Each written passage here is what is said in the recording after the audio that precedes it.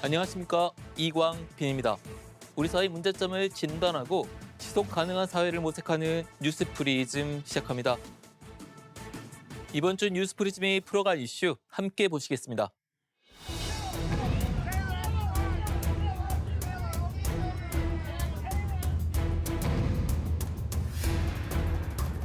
Antonov. I'm so lucky. Engineer.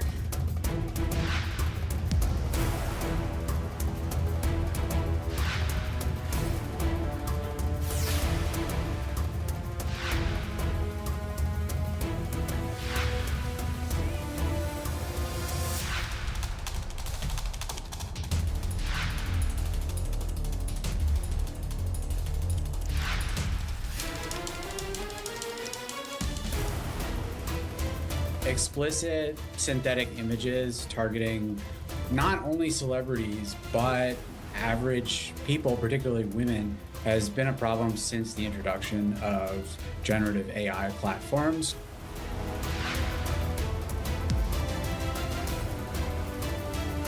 Because of my big brain?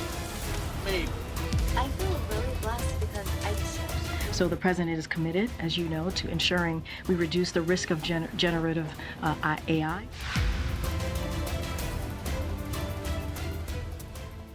딥페이크의 부작용. 유명 팝스타 테일러 스위프트도 딥페이크 조작 음란물의 희생자가 되면서 전 세계적으로 딥페이크 악용 문제가 다시 집중 조명을 받고 있습니다. 누구도 희생자가 될 수 있다는 점을 각인시키면서 전 세계가 바짝 긴장하게 됐는데요. 전 세계적으로 정부도 업계도 사회도 딥페이크 규제에 대한 필요성을 더욱 절실하게 느끼고 있습니다. 딥페이크 악용 실태와 대책, 뉴스프리즘에서 짚어봤습니다. 먼저 황정현 기자입니다. 팝스타 테일러 스위프트의 얼굴을 합성한 딥페이크 이미지는 소셜미디어 X를 중심으로 순식간에 퍼져나갔습니다. X가 차단에 나서기까지 약 19시간 동안 무려 4,700만 회가량 조회된 것으로 파악됐습니다.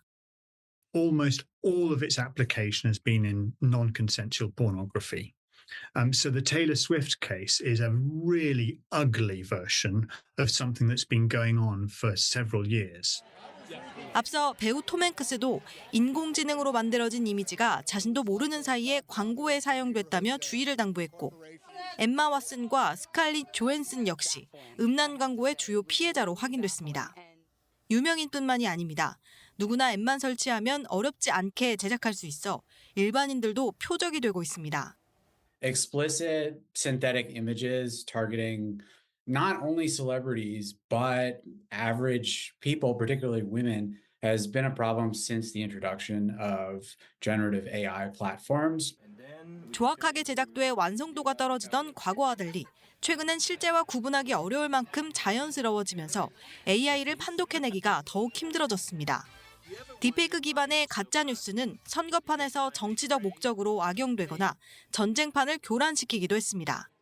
이에 중국은 세계 주요국 중 처음으로 딥페이크 기술을 활용할 경우 워터마크를 붙여 원본을 추적할 수 있게 의무화하는 등의 포괄적 규제 시행에 들어간 상태입니다.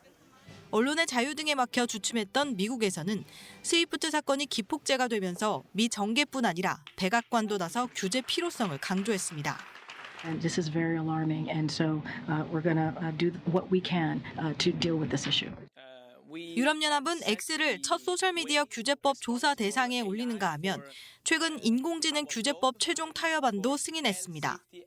이번 스위프트 사건의 주 무대로 지목되며 홍역을 치른 X는 단속팀을 신설하고 100명을 추가로 채용하는 등 긴장의 고삐를 바짝 죄는 모습입니다. 연합뉴스TV 황정현입니다.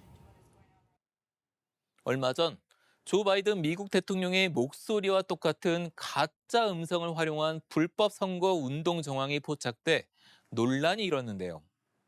이처럼 선거철을 앞두고 AI를 활용한 허위 정보 확산 우려가 커지면서 전 세계적으로 관련 규제를 강화하고 있습니다. 이은정 기자가 살펴봤습니다. Voting this Tuesday only enables the Republicans in their quest to elect Donald Trump again. 언뜻 들으면 조 바이든 미국 대통령의 목소리와 똑같은 이 음성. 사실은 AI로 만들어낸 가짜입니다. 누군가가 바이든 대통령의 목소리를 교묘하게 흉내낸 AI를 통해 예비 경선 투표에 참여하지 말라고 독려한 겁니다. AI를 불법적인 선거운동 수단으로 악용한 대표적 사례입니다. 안녕하세요. AI 윤석열입니다. 윤석열 후보와 너무 닮아 놀라셨습니까? 저는 이재명 후보와 같은 모습으로 태어난 AI 이재명입니다. 지난 대선에서 선거운동 일환으로 활약했던 AI 윤석열과 AI 이재명. 우리나라 선거에서 처음으로 딥페이크 기술을 활용한 캠페인이었는데 이번 총선에서는 찾아볼 수 없게 됐습니다. 선거관리위원회가 지난달 29일부터 딥페이크 영상을 활용한 선거운동을 금지했기 때문입니다. 실제와 구분하기 어려운 조작된 음성으로 유권자에게 불법 선거운동을 할 가능성을 사전에 차단하기 위한 조치입니다. AI 자동 생성 프로그램을 통한 댓글 규제도 강화됩니다. 선관위는 전담 모니터링 조직을 확대 편성하고 AI 프로그램을 통한 댓글을 발견하면 즉시 수사기관에 통보한다는 방침입니다. 포털 사이트도 감시 체계를 강화합니다. 네이버는 총선 관련 기사에 대한 24시간 모니터링 팀을 가동하고 허위 정보가 담긴 댓글에 대한 신고 기능을 적용합니다. 올해는 각국에서 최소 83개의 선거가 열리면서 세계 인구의 절반가량인 40억 명의 유권자가 투표권을 갖는 지구촌 선거의 해로 불립니다. 특정 후보의 당선을 막기 위한 악의적인 가짜뉴스가 기승을 부릴 거란 우려가 나오는 이유입니다. 선거를 앞두고 허위 정보를 막기 위한 AI 관련 규제를 강화하고 있는 건 한국뿐만이 아닙니다. 11월 대선을 앞둔 미국에서도 올해 들어서만 최소 13개 주에서 AI를 활용한 허위 정보의 확산을 방지하기 위한 법안 제정이 추진 중입니다. AI 기술을 악용한 허위 정보 확산을 막아야 한다는데 전 세계적으로 공감대가 형성되고 있지만 근본적인 대처 방안에 대해서는 아직 뾰족한 수가 나오지 않고 있습니다. 연합뉴스TV 이은정입니다. 앞서 리포트를 통해 딥페이크의 발전에 따른 각종 문제들을 짚어봤습니다. 관련 분야 전문가 모시고 좀 더 이야기를 나눠보겠습니다. 강정주 미디어 스피어 AI 연구소장님 나오셨습니다. 안녕하십니까? 안녕하세요.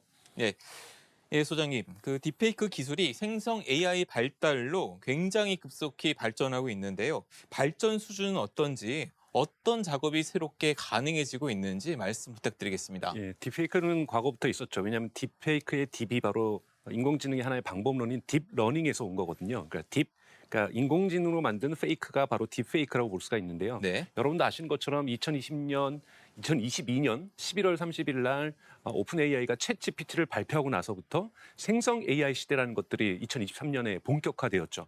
그 전까지는 인공지능이 있어도 그거는 전문가들에 의해서만 만져질 수 있고 만들어질 수 있었던 것이었다라고 본다면 이제 생성 AI가 온 시대가 오면서부터 누구나 아주 저렴한 비용으로 접속해서 내가 원하는 텍스트를 만들고 내가 원하는 이미지를 만들고 내가 원하는 동영상을 만들고 음악을 만들 수 있는 시대로 저희가 접어들지 않았습니까? 예를 들자면은 요번에 그 테일러 스위프트에 했던 논쟁이 됐던 이런 프로그램도 예를 들면 헤이젠이라든지 이런 프로그램을 내면 이런 프로그램을 통해서 월 $25만 내면 수십 개, 수만 개의 딥페이크를 만들 수가 있습니다. 그러니까 즉 가장 중요한 것은 딥페이크는 과거에 전문가에 의해서 만들어졌다라면 이제 딥페이크는 지구상에서 존재하는 누구든지 월 $25만 낼 수만 있다라면 또는 한 달만 $25만 내도 수많은 딥페이크를 만들 수 있는 시대로 갔다. 그러니까 너무나도 손쉬워졌다라고 볼 수가 있습니다. 예, 몇 년 전 우리나라에서도 N번방 사태로 합성 음란물 문제가 굉장히 사회 문제지 됐습니다. 이때 유명인뿐만 아니라 누구든지 피해자가 될 수 있다는 것을 저희가 알 수 있었는데요. 이런 합성 음란물 막을 방법은 없을까요? 그러니까 우선은 지금 기술적으로 걸러내기 위해서 두 축으로 크게 움직이고 있습니다. 이제 구글 같은 경우에는 합성 아이디라고 해서 일종의 우리가 워터마크라고 하죠. 여기다가 특정한 표시를 찍는 거죠. 이건 인공지능으로 만들었다고요. 그런데 이제 그 워터마크는 일반 워터마크하고 다르게 우리 인간의 눈에는 보이지 않습니다. 컴퓨터에만 이 워터마크가 보여서 이런 워터마크가 찍혀져 있다라면은 플랫폼 사업자, 특히 예를 들면 메타, 인스타그램이나 페이스북이라든지 유튜브라든지 이런 곳에서 이것을 자동적으로 걸러내려고 하는 기술들이 지금 현재 개발 단계에 있고 시험 단계에 있습니다. 그러니까 아직까지 이것을 전면적으로 이것을 사용하기는 좀 어려운 상태고 있고요. 소셜미디어 틱톡의 경우 작년 3분기에만 1억 3,600개의 유해 동영상을 지었다고 합니다. 소셜미디어 업계가 필터링 기술을 강력하게 적용을 하면은 유해 동영상을 많이 막을 수 있는데 그렇지 않고 있다. 서비스 활성화를 위해서 약하게 적용하고 있다는 의구심도 있습니다. 이렇게 AI로 만든 생성 AI 자체로 제작물들을 다 막아야 되는 것이 아니라 여기서 딥페이크, 그 사람을 갖다가 음란물로 만든다든지 왜곡된 어떠한 사회적인 모습을 만든다든지 왜곡된 정치 메시지를 쓴다든지 이런 부분에서 막아야 되는 거죠. 플랫폼 입장에서도 AI로 만든 것 자체를 모두 다 막을 수는 없는 거예요. 예를 들자면은 페이스북이라든지 인스타그램이라든지 유튜브 같은 경우에는 또는 구글도 마찬가지고 2024년에는 정치 AI로 만든 모든 정치 광고는 금지시켜놨어요. 네. 그러니까 미국이 이제 올해 대선이 있다 보니까 이런 식으로 정치 광고에 한해서 이렇게 핀셋으로 제한을 하려고 하는 거죠. 그러니까 틱톡도 많이 그런 부분이 존재하는 거고 그런 부분에서 틱톡이 뭐 몇 개를 1억 개 넘게를 삭제한 거 나름대로 좀 노력하고 있다고 보고요. 물론 메타도 그렇고 지금 계속해서 미국 청문회에 나와서 특히 그러니까 청소년들을 위한 콘텐츠 규제를 얼마나 필터링을 열심히 하고 있는가에 대해서 지금 청문회를 지금 하고 진행을 지난주에 했었죠. 근데 그런 부분에서 틱톡 또한 나름대로 적극적으로 하고 있지만 전면적으로 하기에는 아직까지 기술적인 한계가 저는 명확하게 있다고 보고 있습니다. 네. 팝스타 스위프트 같은 경우는 그 음모론의 희생자가 됐다라는 말도 있습니다. 이 애초 이 딥페이크 영상 자체가 혐오 증오 기반의 사이트에서 만들어졌다라는 분석이 나왔는데요. 이런 거 어떻게 보십니까? 우선은 테일러 스위프트 같은 경우는 두 가지 축이 있습니다. 하나는 우선은 그 말씀하셨던 그러한 좀 되게 안 좋은 사이트에서 되게 보수적인 사이트죠. 거기에서 테일러 스위프트뿐만이 아니라 많은 연예인들을 경쟁적으로 누가 더 잘 음란물을 만드는가 딥페이크로 이런 경쟁이 붙었던 거고 그 이미지가 텔레그램으로 유포되고 그 다음에 과거에 트위터, X로 이제 유포됐던 경로인데요. 또 하나 한 축이 뭐냐면 테일러 스위프트가 민주당 편에 서 있다. 이런 부분의 어떤 음모론들이 계속해서 만들어졌었거든요. 그래서 이런 부분에서 두 가지 부분이 중첩되면서 테일러 스위프트가 사실은 여러분들 아시는 것처럼 한국 분들에게는 많이 안 알려져 있지만 2023년은 그냥 테일러 스위프트의 해였습니다. 2022년이 예를 들면 BTS의 해였다라면은 테일러 스위프트가 모든 곳에서 모든 인기들을 독차지했었던 그런 해다 보니까 상징적인 인물이었고 테일러 스위프트가 문화적인 영향력뿐만 아니라 정책 영향력도 줄 수 있다. 그래서 하나의 음모론으로 이 사람이 민주당하고 연결되어 있다는 축들이 계속해서 나오고 있었거든요. 네. 이 두 가지가 결합되면서 사실 테일러 스위프트의 그 딥페이크가 확산되는데 그 속도가 대단히 증폭됐다고 볼 수가 있습니다. 네, AI의 선거 악용 사례를 한번 이야기 들어보겠습니다. 미국 바이든 대통령의 로보콜 외에도 해외에서 선거에 악용한 사례 간단하게 말씀 부탁드리겠습니다. 올해 1월에 있었던 방글라데시 선거에서 그러니까 여당 후보가 흔히 말해서 미국하고 좀 사이가 멉니다. 그러다 보니까 야당 후보는 계속해서 이제 얘기를 하려는 게 이건 친미 후보다라고 이런 걸 얘기하려고 했었는데요. 딥페이크로 뉴스 사이트를 하나 만들었어요. 그러니까 영상 뉴스 사이트를 방송을 만들어서 아나운서가 인공지능으로 아나운서를 만들고 이 아나운서가 뉴스를 보도합니다. 어떻게 야당 후보가 미국 정보기관과 만나서 협의를 하고 있더라. 네. 이걸 뉴스로 예를 들면 선거 전에 이제 풀인 거죠. 네. 이런 식으로 실제로 이런 걸 만드는데 월 25달러로만 충분히 만들 수 있는 거고 바이든 대통령도 월 11달러 낼 수 있는 11랩스에서 그 음성을 만들었거든요. 그러니까 네. 너무나도 저렴하게 만들 수 있다 보니까 선거 전에서 사람들이 저렴한 비용으로 선거운동의 효율성을 높이는 것뿐만이 아니라 악용하는 상대 후보를 비방한다든지 네. 또는 작년 11월과 12월에 걸쳐 있었던 아르헨티나 선거 같은 경우도 뉴욕타임즈가 첫 번째 AI 선거라고 규정을 하고 있거든요. 모든 후보들이 다 AI를 적극적으로 활용을 했었는데 예를 들자면 가짜 뉴스를 만드는 거예요. 그러니까 흔히 말해서 디스인포메이션이라는 허위 정보를 만들어가지고 상대 후보가 지금 아이들을 갖다가 그러니까 출산을 육성하려고 하는데 왜 출산을 육성하려고 하면 아이들을 갖다가 장기를 해외에 팔려고 하고 있다. 뭐 이런 악선전 아주 극심한 선거까지도 나오고 있는 거고요. 네. 이런 선거의 어떤 양상들이 사실 이제 미국에도 이제 로보콜로 바이든의 로보콜로 나오고 있는 형상. 네. 그리고 이제 올해 계속해서 영국, 인도, 인도네시아 이런 데 선거가 있기 때문에